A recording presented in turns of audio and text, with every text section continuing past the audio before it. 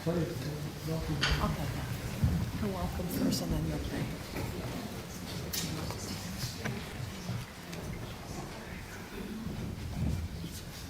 Good evening. I would like to welcome you on behalf of the INIATIA Netherlands and Flanders. I have a question. Do you have your mobile phone on the silent mode? Yes. Yes. We begin this evening with a musical attunement. Can you do it? Sina. Sina. Okay.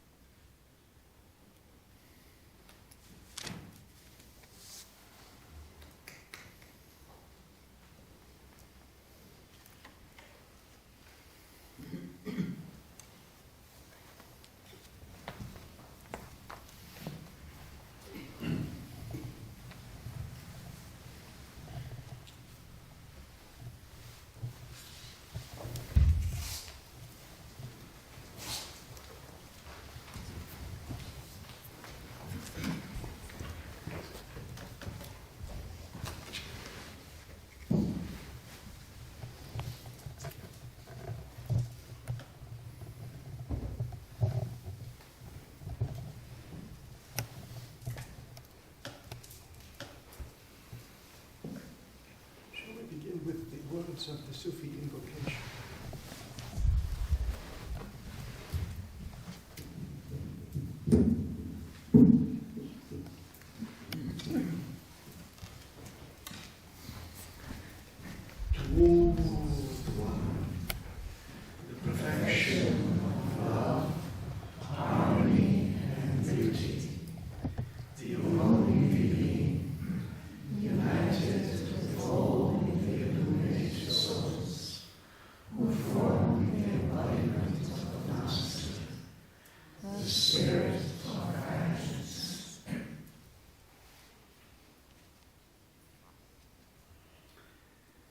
Good evening. Welcome. Wonderful to see you. So happy to have this chance to be all together this evening. Some of you might be seeing old friends here. And if you're coming here maybe for the first time,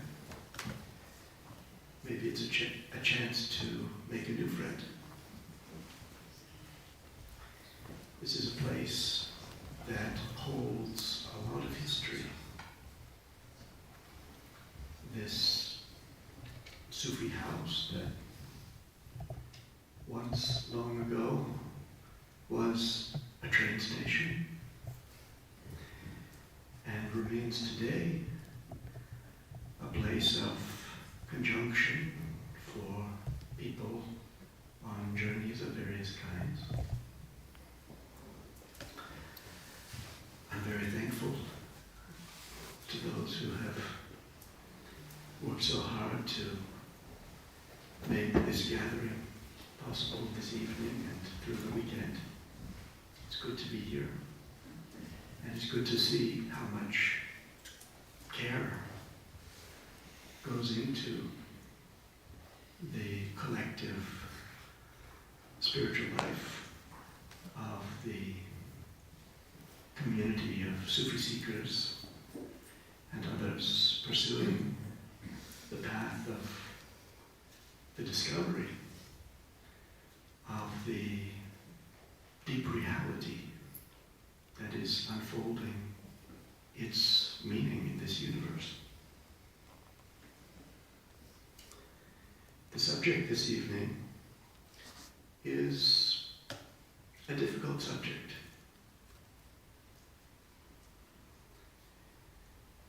It has an edge to it. And the poignancy of it may be such that for some here it will touch a nerve. The subject is difficult times, difficult experiences, and what it means to live a life of prayer and remembrance at such times.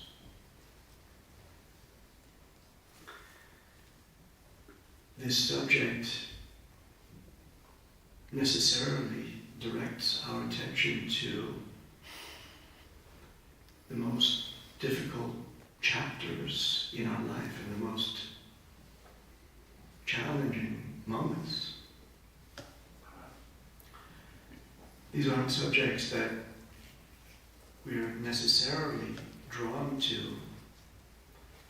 think about or speak about often. Quite possibly these are experiences we would like to put behind us, far behind us. On the other hand,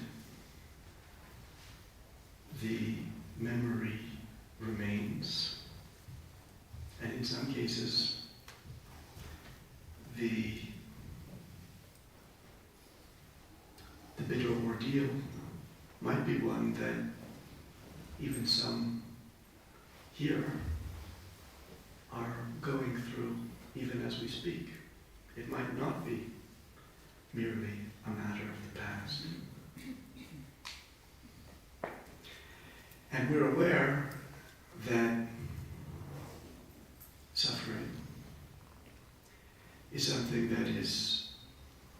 ongoing in this world, even at times when we ourselves are fortunately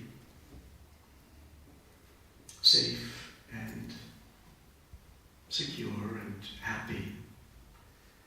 There never is a time in this world in which the same can be said for the whole of humanity. Often it seems that we're living in the worst of times. When we read the news, when we consider the scale of suffering on earth around us, when we contemplate, for example, not only the condition of human beings, but the condition of fellow breathing beings, and recognize the pace at which animal species are dying out all around us at great speed. In many ways this is a time of the shuddering and shaking and breaking down of Earth's living systems, a time of unraveling. Among humanity, there have been times of more terrible, widespread collective atrocities, including the scourges of the First and Second World Wars. We have with us here some who were actually witness to the Second World War, and it's hard to imagine anything to compare to the scale of horror at that time, the repercussions of which continue to reverberate down the generations. So it isn't so that, at time, that level of loss of life on the battlefield is occurring, and yet we are aware of terrible, completely unacceptable wars occurring at this very moment. We are aware of bombardment, blockade of aid, dislocation of people. We're aware of torture and dehumanization on a scale that ought to terrify us. So yes, we live in a time of tremendous suffering in the human condition and throughout the biosphere. And it's true, if we look back over history, we'll find that this isn't exactly an anomaly, that systems of oppression, that systematic violence, that all manner of forms of brutality can be tracked through all continents of the world back to earliest times. So we have to acknowledge that the human condition is fraught and has been fraught with malaise and hardship and the worst kind of vicissitudes for as long as anyone can remember. And these aren't just abstractions, because these are actual experiences in human lives. When there is a grievous wound, when there is a bereavement when a mother loses a child loses a parent, when families are torn apart. It affects the heart. It affects the human heart. We're speaking about suffering. And it's not necessarily a subject that we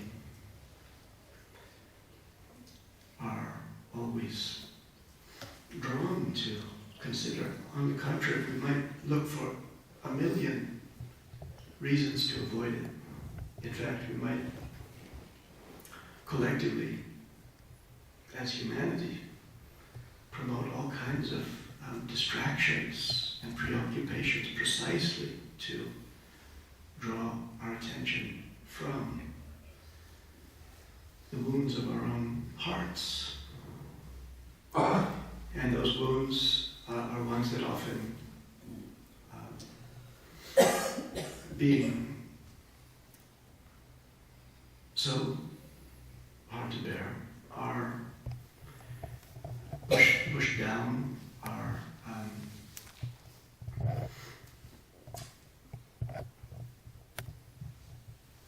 moved from the center of human consciousness. And the result then is not necessarily a healing of the wound, but it's the repression of the pain. And that repressed pain has a way of continuing on, perpetuating itself, and even moving down through the generations. So, the subject is a challenging one, and we're aware of it when we gather together to invoke love, harmony, and beauty, when we tune into sublime music, and we seek to cultivate states of sublimity, we are reminded, if we're alert enough, we're reminded of a certain disjuncture that's hard to come to terms with. On the one hand, our own satisfaction in the refinement of beauty and the ability to be part of its glow. And it might be that in this way, there's a kind of quiet, incremental healing that seeps into the depths. Maybe it isn't that we always need to rip off the bandage and gaze into the wound. It may be that being in gentle circumstances and cultivating the radiance that wells up from inside, it starts to do its work. On the other hand, there's another consideration. Can we meditate when there are torture chambers in which living human beings are being torn apart? Is there a kind of peace that we can find that's separable from the larger human condition? This is a question that we have to ask ourselves, and it's not an easy question to answer. Some will say that it's enough to pray for peace. If we pray with just the right degree of inner focus, with the kind of clarity that opens up our heart and bears the light of the soul, is that perhaps the purest act that we can offer in a world of destruction and suffering? Or is it that, in fact, that attempt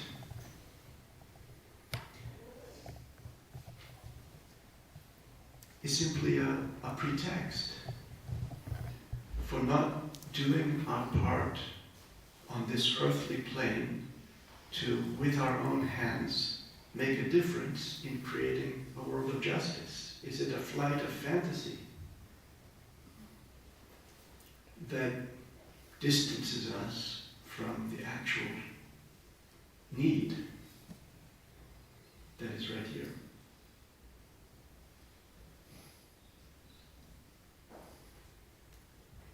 Does prayer have a role in times of great suffering? Or is it simply a pious pretense?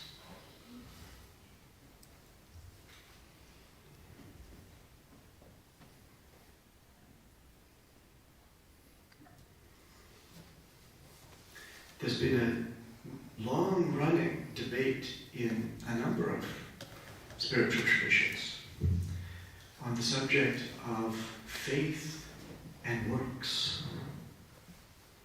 Some thinkers emphasize faith, others emphasize work. The emphasis on work with respect to the question of meeting the injustice in the world would be to say, if you're going to pray for something,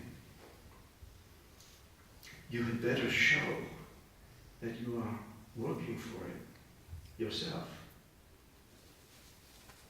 If you would make bold to lift up a petition and raise it up to the divine ear, first of all, what do you yourself do in this regard?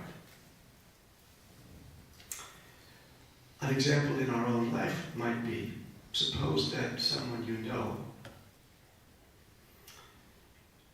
is in need of work, needs a job, and that person asks you for help to find them a job. You look and see, and what you find is that that person who's asking for your help, they're not looking for a job themselves. They're not making any effort. They want you to go out and look for the job for them, but they're not lifting a finger. How motivated will you be to go out and make inquiries and ask around and try to find something? If you find it for them, they haven't been looking, and once they get the job, will they even have the motivation to do the job? On the other hand, you see someone that asks for your help, but you see they're doing everything that they possibly can. They're looking left and right. They're going through all the advertisements. You can see they're doing their best. Well, then you feel, let me help you because you're doing everything you can. Maybe I can also assist you. Let's get this done. So this is an argument for works when it comes to prayer.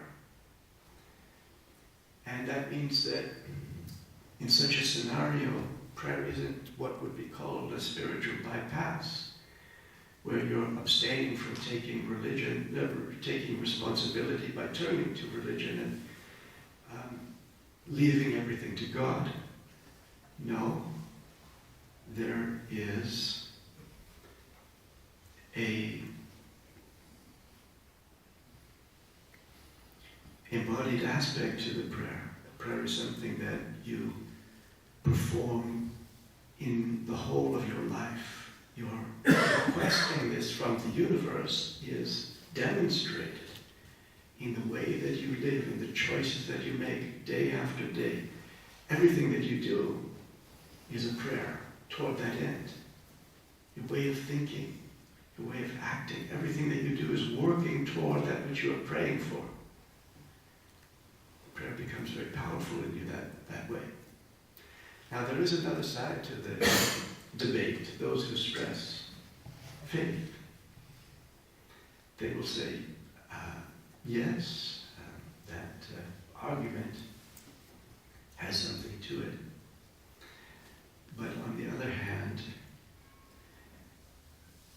the special felicity of those who pray without works is such that their faith in God is so great. They are convinced that no effort is needed on their part, and in fact that effort would be an insult to the divine providence, which is sufficient in itself and must be completely trusted in. That's the counter-argument of pure faith.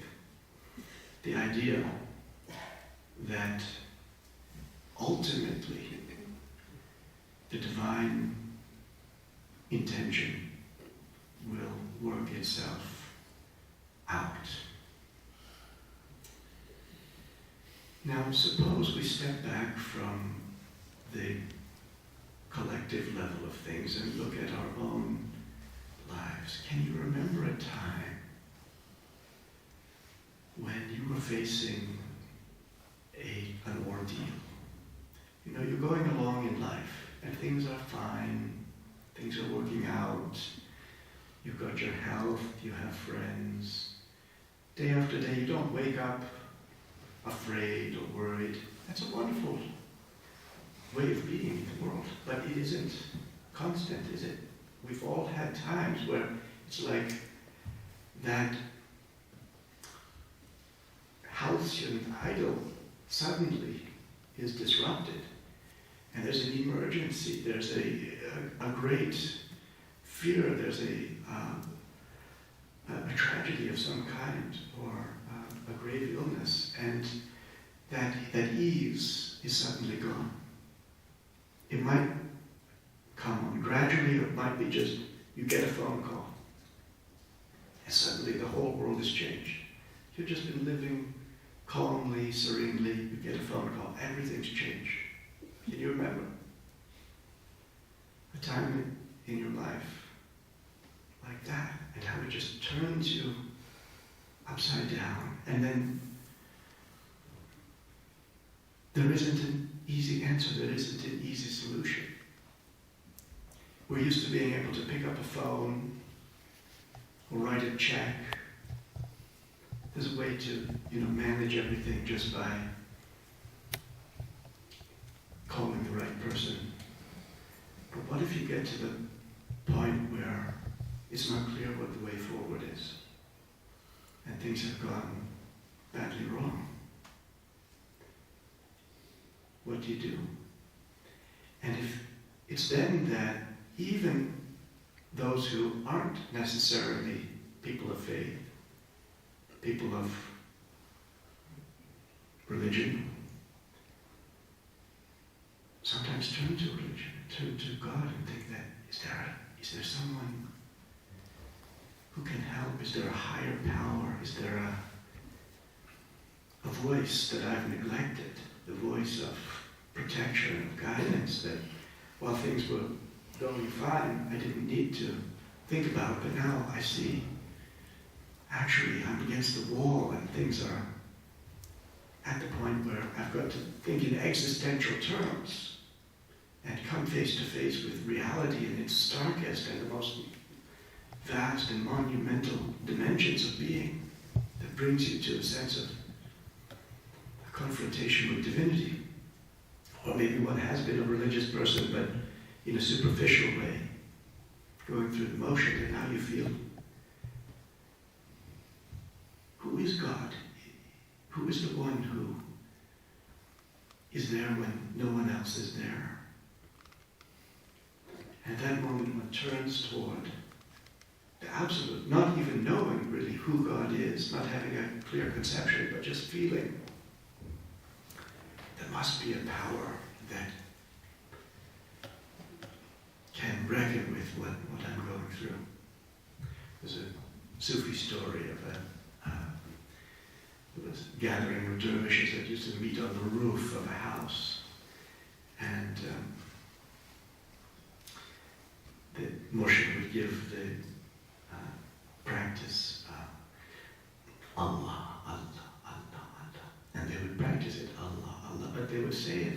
one worry who just never, his heart never came alive, but he said it in such a dry way, just Allah, Allah, Allah. And everyone noticed, his heart wasn't in it, it was dry. Moshe also wasn't very satisfied. And so then, at a certain moment, that Moshe just tipped him off the roof. And so he started tumbling down and he cried out, Allah!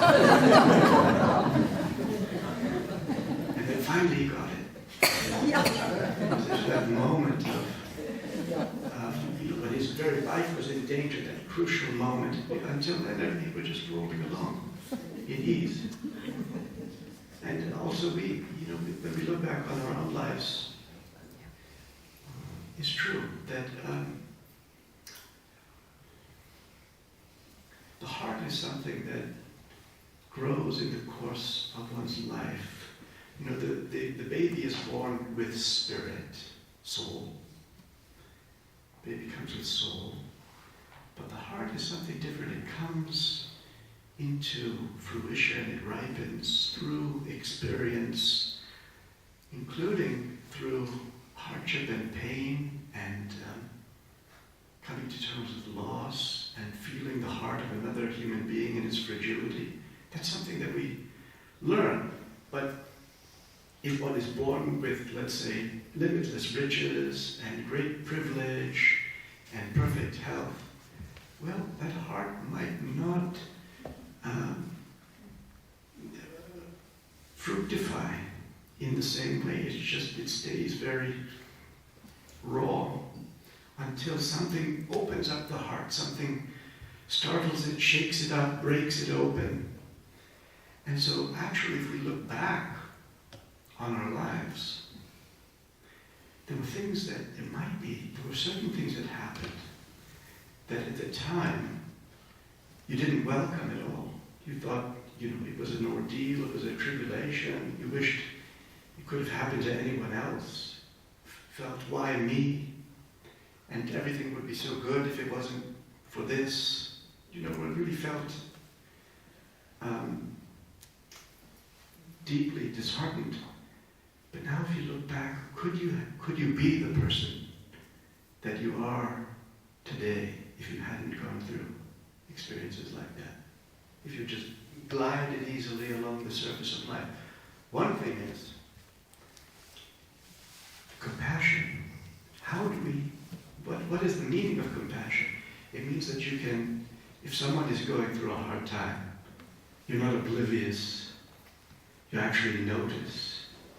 You have fellow feeling. You have sympathy, empathy. Why are we able to extend this? Why are we able to feel this? Because we've gone through hardships ourselves. If we had no experience of pain, no experience of suffering, someone is there suffering, we're numb to it. We don't understand. But if you've had pain yourself, you can see, yes, I know that. And especially if you've had if let's say someone has been an orphan, and you've gone through your life, you grew up as an orphan, you missed having a certain kind of relationship with parents, but then you learned that over the course of your life that actually something that you missed, maybe you can help to provide it to those who are missing it. So I've met people actually, she was a nurse at the doctor's office where I was going, and had a wonderful talk with her, and she said she grew up, she was abandoned by her parents, and she was raised by a foster family that only adopted her because they wanted domestic help. They wanted someone to basically be a servant in their house.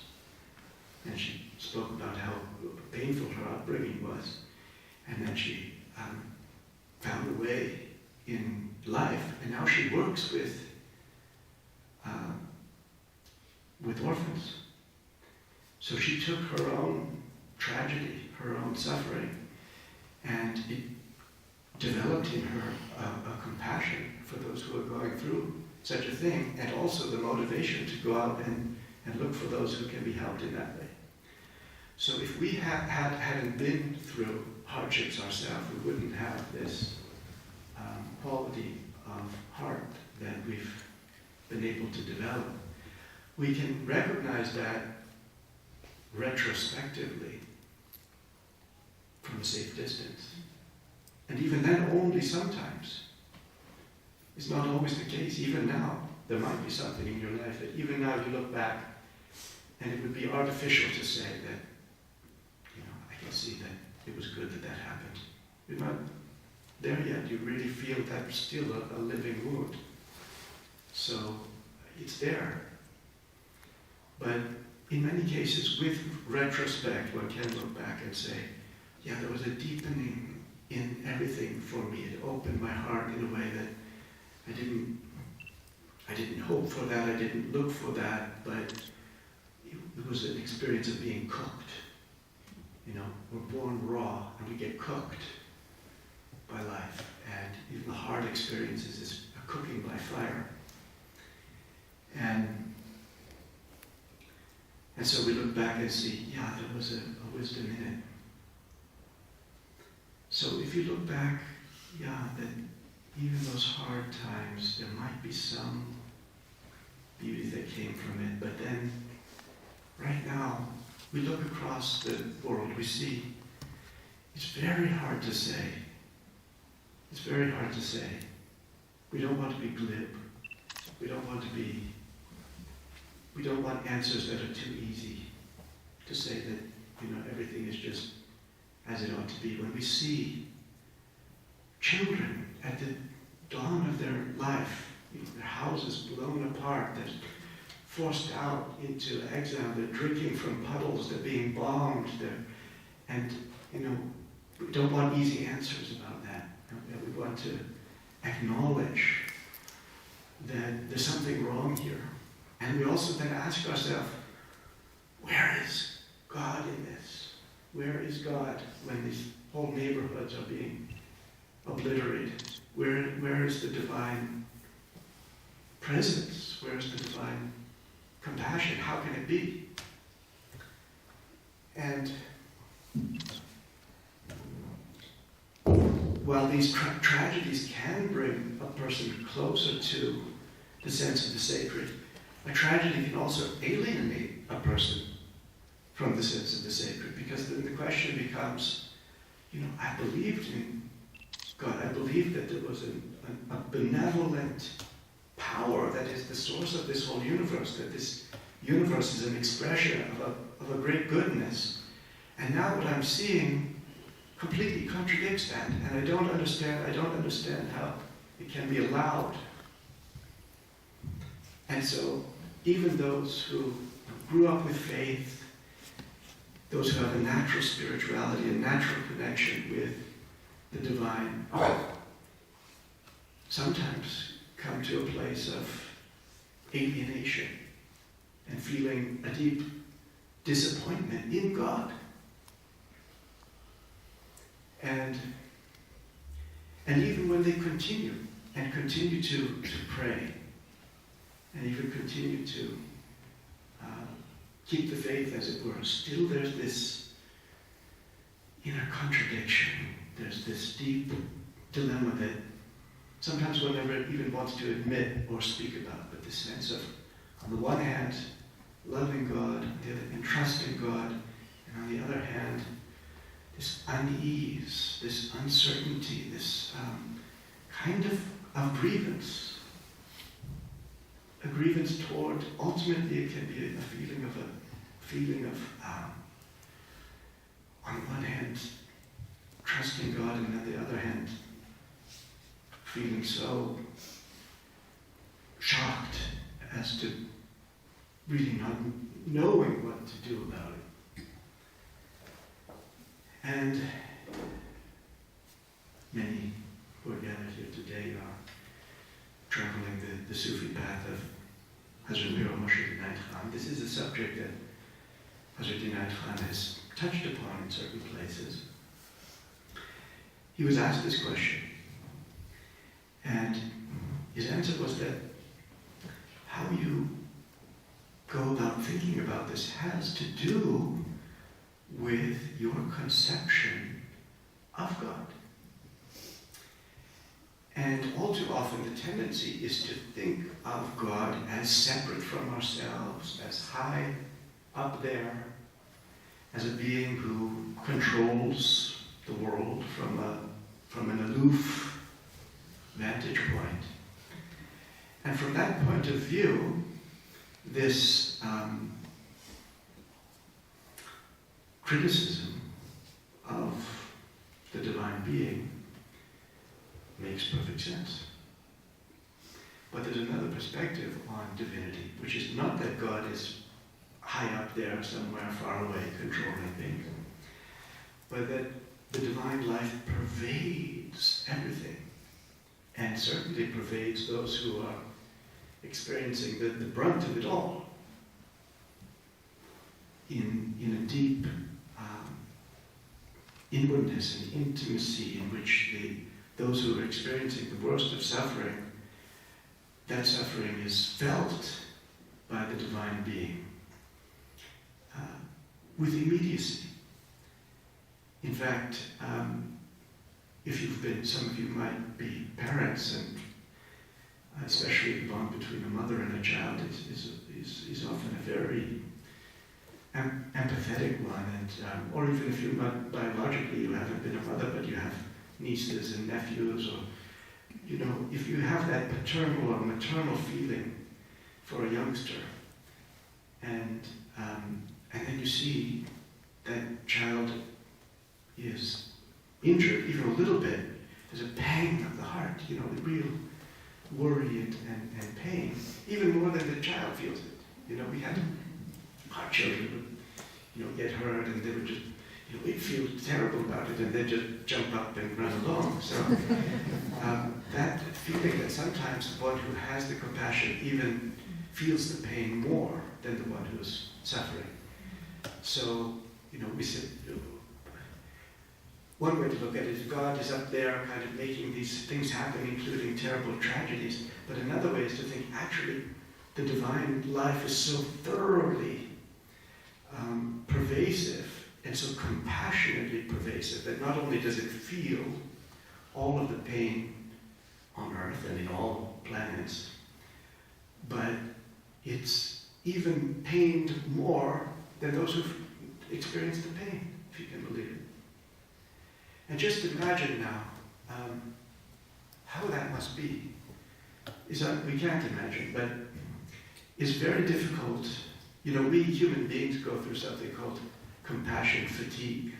Maybe you know about that, which is that, especially in certain professions, when you're on the front line with people who are suffering day after day, maybe you're working in a hospital or a psychiatric department or in a war zone, and you face so much trauma that at a certain point, just to get through the day, to fulfill your professional responsibilities, you sort of have to dissociate a bit and let your heart just withdraw. The emotion is too much to take on. It's just overwhelming. But now just imagine a being. Can't really say a being, it's the being of beings, the divine being, that is aware of all of the suffering of every single being on every level of scale. So microorganisms, archaea, bacteria, every kind of microorganism, every cell, every kind of worm, insect, frog, fish, bird, every plant, animal, every sentient being in this planet and in the billions of worlds in the nearly infinite universe. attentive to every wound, every bereavement, every loss, every pain. Imagine that one being that's breathing with every breathing being, watching what no one else knows, in the darkness, in the torture chambers, in the deep underground, everywhere is breathing with everyone in their suffering and in their darkest moments, and not only feels what they feel, but even feels it more. Feels it with that greater poignancy of a parent. So that's why Moshe said, it's natural to wonder, how could God allow this if one thinks of God high up there? But he says, think of someone carrying a rock, and they drop the rock, and it falls and lands on the person's foot. Is only the foot in pain? No, the pain moves through the whole body. The whole body is in pain. The hands that drop the rock are also in pain. So if it was only that God stood aloof from the pain and created conditions that cause pain, then one could think that there is an essential injustice in the universe. But we don't need to necessarily think that way. We can think of God differently. Now, how can we? What are the ways in which we can think about why there is a world where there's so much suffering? Why should there be a world of this kind? And that takes us right deep into the subject of metaphysics, and we see that, one interpretation of this world is the interpretation that I would call the flatland interpretation, which is that's the paradigm of materialism, scientific rationalism, which already, the new physics is exploding, but it has characterized the paradigm of science for the last 300 years or so, and also saturated the general culture. This notion that we live in a universe that's purely material, and consciousness is just a byproduct of physical, electrochemical processes, and whatever exists in the form of organisms and other geometries of life consists entirely of the consequences of particles randomly colliding. It's a paradigm that refuses to acknowledge the manifestation of meaningfulness welling up from the depths of being, crystallizing the universe from a source of infinite magnitude that brings forth manifestation in a spirit of esh, of divine longing, which really was, at least on paper, the cosmology of human beings in many traditional societies for millennia. So we're living in an anomalous time where we, for some brief period of human history now, we imagine ourselves to be in this flatland of mechanical matter. And if we step back from that, then again, the universe discloses anew its multidimensionality.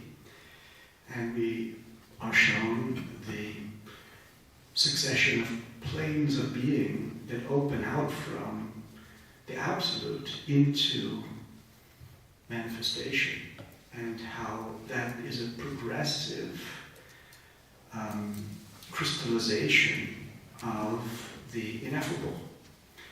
How first, there is the great mystery that can never be evoked in words, that mystery in relation to which all knowledge is ignorance. But then you find that the mystery starts to articulate itself. It seems to long to know itself through its own disclosure, and so vibration manifests, and light, and then with light, form, at first non-physical form, and then the physical dimension emerges. And in this process, there is a continuous individuation, which is to say that at the very source of all being, there prevails a unity in which duality finds no purchase. There is no dichotomy between subject and object, but therefore there cannot yet be love, because there is no distance between lover and beloved. So the universe has to unfold itself as a theater for love. And in that process, what was unitary has to manifest itself in what is multitudinous. The one has to show itself in the many. And for this to occur, there must be a progressive individuation where beings first live as souls, as luminous beings who are as yet not so greatly mutually distinguished, and only gradually become more personalized, becoming forms in the world of images, and finally, in this physical world, becoming organisms that, at least to all appearances, have a boundary. So there's a process in which you might say that the ego, the self, a separate sense of personhood, is crystallizing, if only that crystallization can at last dissolve, and in that dissolution its fragrance can tincture the totality, and thereby the totality can experience itself through the cycle of manifestation, through the projection and withdrawal of all of the potentialities that were hidden in the ultimate. So for this to take place, there must be contrast. In the original state, there is no duality. There are no dichotomies. There is no contrast, no good or evil. Even among the angels, you can hardly say they're good, because there is no evil on that plane of being. There's just this simple, original nature. You might call it a naive way of being. You can't also point to a baby and say that baby is evil. You would never say that. Baby is still very much in that state which is beyond good and evil. But those choices, we weren't meant to remain infants, were we? We were meant to become fully fledged human beings who can make choices, make ethical choices, take on responsibilities. An infant isn't in that position. So for that to be the case, for there to be choices, it has to be a chessboard. There have to be the black squares and the white squares. There have to be, at every moment, there has to be a choice. And if there wasn't a choice, then we wouldn't be able to honor the beauty of the choices that our heroes and heroines have made. Those choices are meaningful because they didn't have to make those choices. They weren't programmed to do it or compelled to do it. Those choices inspire us because they could have chosen an easier route, but they made a choice that was for the sake of justice. It was for the sake of a beautiful ideal, and we're inspired because that was a living choice. It was an example of the awakening of conscience. For that to be possible, there have to be contrasts. That means we have to be able to make bad choices or beautiful choices. But even to learn to make beautiful choices, we have to have had the chance to make bad choices and learn from those bad choices.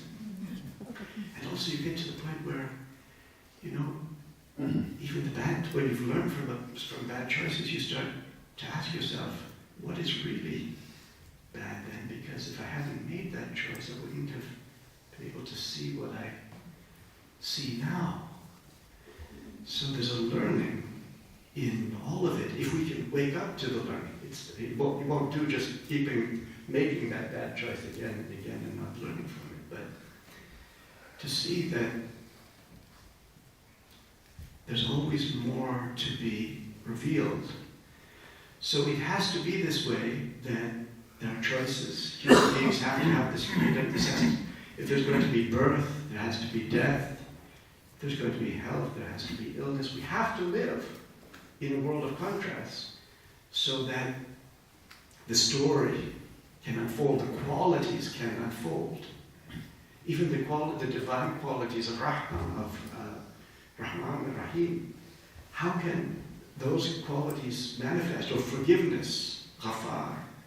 How can the divine being manifest forgiveness if there's no one to be a recipient of forgiveness? The poet Amir said it so wonderfully when he said, so magnificent is the mercy of my Lord that not to sin would be a sin of a sort. What's he saying there? He's saying that, yes, I repent of my folly. I was wrong to make those mistakes. But I see how in making those mistakes, I haven't been exiled from the divine heart. In fact, the divine compassion has remained with me, has lifted me up again, has healed me, has accepted me even at my weakest, even at my most broken and most wrong-headed. And how glorious is that persistence of the divine love that doesn't just give up on someone in their wrong-headedness and brokenness, that triumphant divine love. For it to be triumphant that way, it has to work in a world that has brokenness, that has wrong choices, that enables human beings and ultimately the divine nature itself to reveal the fullness of its compassion, its patience, its forgivingness. This is possible because of a world of contrast.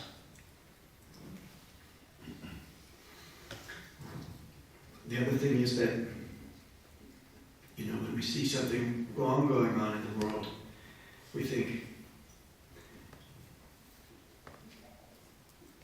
that how can it be allowed? And we're right to think that way. We're right to be, it would be callous on our part. It would be callous on our part to see the great suffering that is here and to say, it's all going to work out in the end, never mind, we'll just, turn away and hope for the best. That would be callous, that would be a lack of compassion. On the other hand, there is a larger story unfolding. The ways in which healings happen, redemptions happen, transformations happen, that we can't quite see.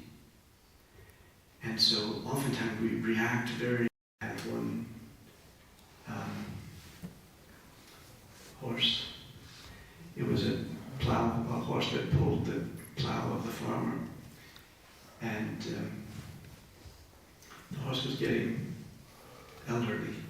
So the farmer thought it's not fair to the horse to make him keep pulling that plow, so let me just let the horse go. And so he let the horse wander off. And then all the neighbors said, oh no, now he doesn't have he's a farmer, but he doesn't have a plow horse. And it's a terrible situation, we feel very bad for you. And the farmer said, well, let's see, we'll see. And then a number of weeks passed, and then that horse came back, and it brought with it some other wild horses. it had befriended, and now all the horses came to live at the farm. And the neighbors all said, "Oh, how lucky you are. You've got all these horses now. Now you're really set." And the farmer said, "Well, we'll see." And then the son of the farmer was riding one of those horses, and it was a wild horse, and it knocked off the son of the farmer, and then he broke his leg. And then what did the neighbor say? "Oh no, terrible, terrible, terrible. What a tragedy." And the farmer, you know what he said. "Oh, we'll see, we'll see." And then, there was a war going on, so officers came to recruit new soldiers. And they didn't recruit that young man because he had a broken leg. They recruited the other young men of the village, and they went off to a bloody war. And so the neighbor said, "You're very fortunate." And again, the farmer had the same answer. So that farmer was very wise. And that's the wisdom that points to a bigger picture that we can't understand yet. And often in our impatience, we're not even willing to consider it. But Maulana Rumi talks about the ant walking on a carpet. One of those beautiful Persian carpets. But the ant was just so small that one moment he was on a sheep was on a green patch, and suddenly there was a red patch, and it didn't make any sense. And the ant was thinking, these colors don't match, and it's really jarring.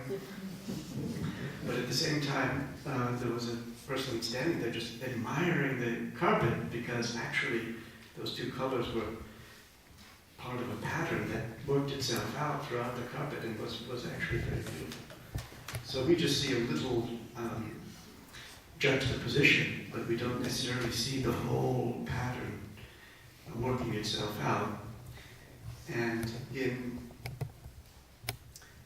Sufism, a distinction is made, therefore, between two kinds of beauty. And one is called Jamal. And Jamal is the beauty that's obviously beautiful.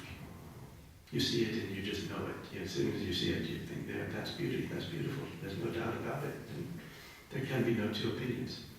So it's very obvious. And of course, that's what you look for. You try to surround yourself with it and try to avoid what isn't Jamal. And so it goes. It has an opposite. The opposite of Jamal is, ugliness. So that's one kind of beauty. But there's another kind of beauty, which is called husn. And that's the kind of beauty that doesn't have an opposite.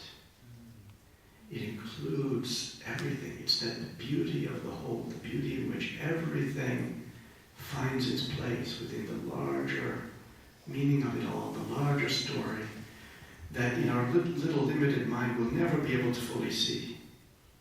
But we can just catch glimpses of a vaster horizon where we see that our perspective is, the story isn't over yet. Again, it's like the farmer saying, we'll see, don't give up hope. This might seem good, it might seem bad, there's still more to be told. There's more to be told. So why, when we pray to God, why aren't our prayers, especially, we pray, let's say, you're not even praying for yourself. Praying for someone that you know that is in great hardship, or maybe someone on the other side of the world, or a group of people. And you think, it could stop, this person could be healed, the war could stop. Why? I'm praying out my heart. And, sometimes actually you pray out your heart and there is a miracle. I've seen it with my own eyes. A complete change in the circumstances overnight is something that science can't even explain. I've seen that myself. So miracles do happen, but then there are other times. It isn't always. It's not if you pray hard enough, it's definitely going to work. That's not how it goes. Sometimes there's a miracle. Sometimes someone you deeply love, someone who's the sweetest, kindest, most innocent person in the world, while all the evildoers are flourishing, that person is being ground into the ground. And you pray out all your heart and to no avail. So, what can you say? Baba Faridin, Masud Gandhi Shakar, he said, God feels shame in denying the supplication of a sincere worshiper. God feels shame. So that's just imagine that situation where things have to go a certain way. But it's not that your prayer isn't heard, it's deeply heard. It goes right into the depths of reality, and the response is one of deepest compassion, deep listening. This is how it is right now. This is how it has to be right now. But what you're dreaming of, what you're wishing for, it's heard. And that prayer itself, whether or not it's answered immediately, formally, in the way that we hope and expect, every prayer is heard and has some kind of answer. Now, again, we have to come back to the fact that there are different ways to think about God. And no thought of God, no concept of God is by any means absolute or final. We're all going to, God willing, unfold in our minds and hearts in a process in which our whole experience is a continuous adventure of discovery of what the divine means. So just saying, I believe God is this, or I believe God is that, it's just a verbal profession of something that's like a snapshot of an idea that belonged to this whole continuum of the discovery of life's meaning. But very, very often in several cultures, the prevailing conception of God has been one that wants to acknowledge the divine potency by comparing God to the most powerful known human personality, namely a king or queen. And so God is conceived of as the Lord on high. And of course that conception has a certain meaningfulness and a certain relevance. And it made a special sense in a pre-modern world of kings and queens. Now we live, if there are in this country, of course, there is a monarchy, but it is a constitutional monarchy, I believe, yes. So it is. So it's a bit of a hybrid model, and the Constitution means there's a strong democratic element. And now you could recognize that the democratic side of things also has a relevance to our understanding of the nature of divinity. We can certainly understand God as the pinnacle of power, as personified in a potentate, but we can also think of divinity as an ecology of being, the totality of all beings in their collective oneness. And that's something that democracy in some sense suggests. And so in that sense, instead of thinking of a prayer as something going to the divine ruler who says, yea or nay, depending on the merits of the petition, it's more like a democratic process where there are many beings on all planes of existence casting their votes. And then there are discussions, there are committees, there's a whole process of trying to come to some kind of consensus. And this is the model that actually appears in the work of a very wonderful, I think, 17th or 18th century Sufi saint of India named Shah Wali Allah Delhi. Great historian, perhaps the greatest Sufi historian, who speaks of the Diwan, which in Murshid's terms is the spiritual hierarchy of the world. He speaks of the Diwan as the inner government, where these kinds of matters are worked out. If something, there are trajectories in history that are introduced by the divine epiphanies. These are the tajalliyat, these are primal energies that enter into creation from the divine source. Those energies are manifesting. And at the same time, so much of life, so much of history consists of the reverberation of past energies and the ways in which human beings have interacted with them. So there are two vectors. There's that new energy coming from the source, and as it descends from the source, as it enters into creation, also becomes subject to the dispersal and sometimes you might say a kind of ossification that can take place in the process. And at the same time, it becomes entangled with human motivations, human aspirations, and human prayers. And all of this is being worked out in the interworld of Malakut, between the angels on the one side and human beings on the other side, which is where the Diwan has its primary work.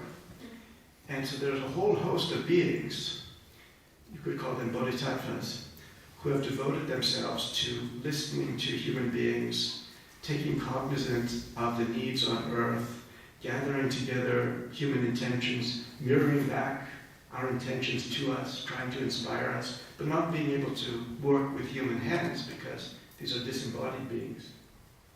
But they're human beings who participate with the Diwan by way of a kind of allegiance.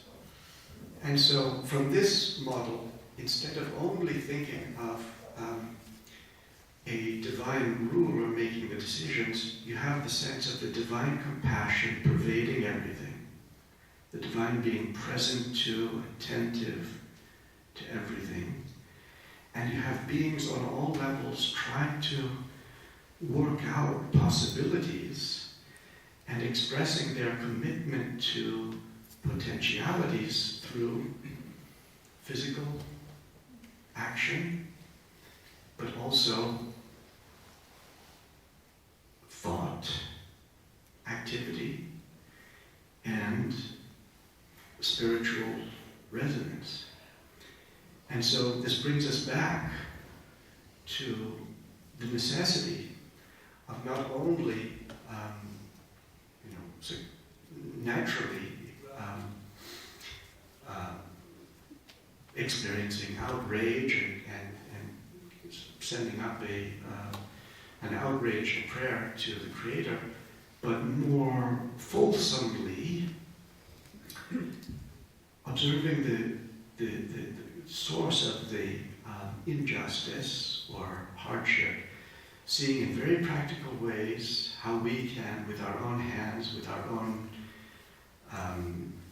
euros, with our own signatures and votes, bring healing, bring peace, bring justice to those situations, and at the same time work with the spiritual hierarchy, work with the Diwan, invoke those presences, those beings who are working on this subject.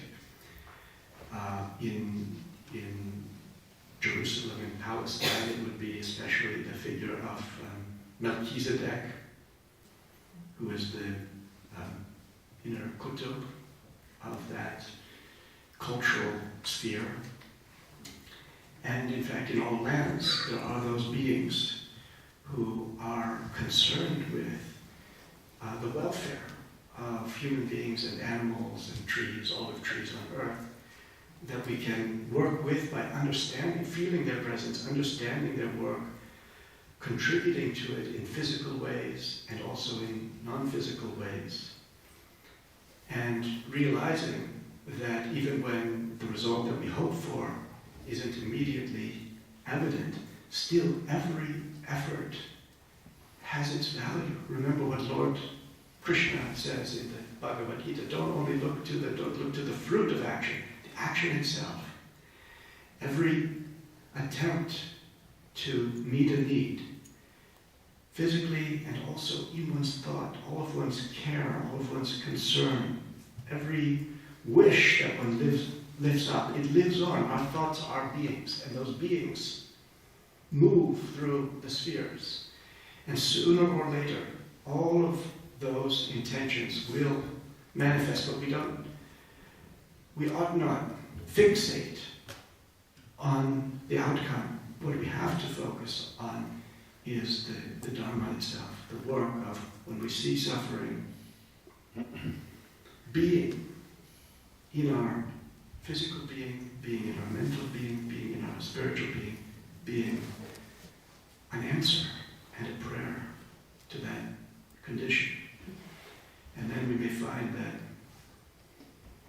the one to whom we are praying, the divine being, our prayer becomes intimacy with that being. Our prayer becomes our readiness to bring everything to that relationship, what we think we understand, what we don't understand, what outrages us, what we hope for, what we dream of, what we fear. Bring everything to the one. Stand in that mystery. Open ourselves to guidance and carry on.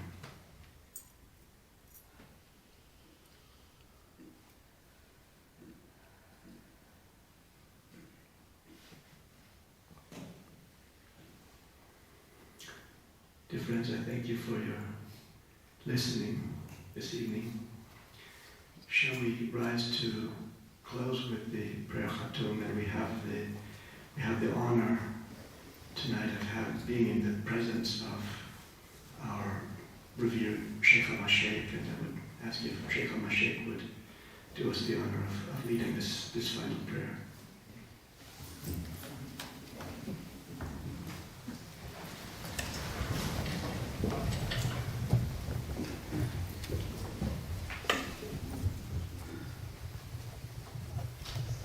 O thou, the perfection, love, and beauty, the Lord of heaven and earth, open our hearts and hear thy voice, which goes to the depths of being, which flows to thy divine light, which is in our souls, that we may know and understand life better.